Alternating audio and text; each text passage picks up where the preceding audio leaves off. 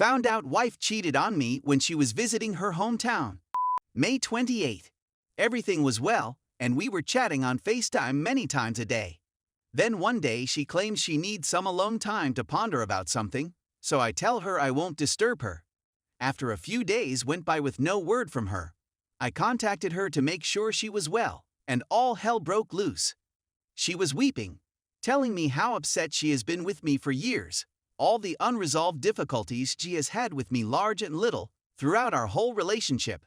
Some of it was real, certain of it wasn't, but the end result was that I needed to see a therapist to work through some difficulties I was having.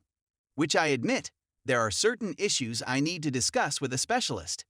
We have no money, alcohol, gambling, or addiction problems. My main problems are with anger management, communication, and some control difficulties. It was a hard week, but once we began chatting again, everything returned to normal. I purchased a ticket for her to return home. Meanwhile, I had the impression that something was off about her. She wasn't behaving the way I was used to seeing her. She would constantly start weeping after saying, "I love you so much." The first week of June. Meanwhile, she complains of vaginal heat and discharge, as if she had a yeast infection. She was diagnosed and treated for a yeast infection, and I joked with her about getting an STD test as well. She did receive an STD test, which came out negative, but the vaginal problem persisted. The 23rd of June. So she returns home and the next day arranges an online appointment with a doctor to get tested again, and after speaking with the doctor, she walks out onto our balcony and closes the door.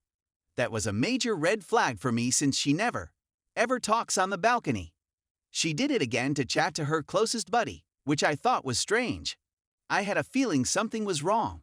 Later that night, I examined her phone to see if there was anything unusual in her texts or browsing history. Another red flag was that she wiped her complete browser history while in Arizona. Then I come across a snapshot of text conversations she deleted but was still in a deleted folder, and they were between her and another man when she was changing planes in Atlanta. She was irritated with him since he failed to show up for the dinner they had arranged the night before she went for her homeland. I then searched through her phone records, noting how many times she texted or contacted his number. And she'd been in touch with him for 5 days before we had our first real chat about marital difficulties. I confronted her and discovered that he had been a longtime high school crush of hers, and she had seen him at the club one night while out with her pals. She kissed him at the bar and followed him home that night. She met him 3 more times in a public park after that, and she intended to visit him for dinner one more time before returning to me. He didn't come up on the last night, and she understood he was taking advantage of her. She said that the day following her first encounter, she felt awful and knew she had wrecked our marriage. She continued to meet him because she felt that our relationship was gone, she was lonely, and she needed a guy to give her attention and confidence. We were still communicating throughout that period she was seeing him, and she contacted him often after we spoke. There are simply a lot of emotions for me to handle with right now. She claimed she went home with him because she was frustrated with me, and when she met an old acquaintance from her past, she gave in to temptation. I was even more outraged that her closest friends allowed her go home with another guy and didn't warn her that what she was doing was wrong the whole time she was there. 3 of her closest friends were aware, and none of them advised her to quit. She should have known better, and I'm simply mad at all of them. I questioned her why she came back to me instead of simply staying there. She said she wanted to come back and work on our marriage, that she wanted to be with me, and that she recognized she would never find another guy who loves her as much as I do. I honestly believe her. I think her encounter with this guy shattered her. I've been the only guy she's ever been with, so I understand a human urge to try something new when the opportunity arises, but a marriage promise needs to mean something. Now I feel betrayed and disgusted, but I'm not sure whether going to therapy to work on this and forgive her is worth it, or if what she did is unforgivable and dissolving our marriage is the best decision. It's difficult to know what to do since there are so many things society, religion, and culture teach us about marriage, yet life is hard, and being an adult is especially difficult. Is it normal to attempt to forgive what a loved one has done? Or do we have certain standards that we must follow regardless of how much a person means to us? We don't have any children, Therefore, divorce is a viable possibility.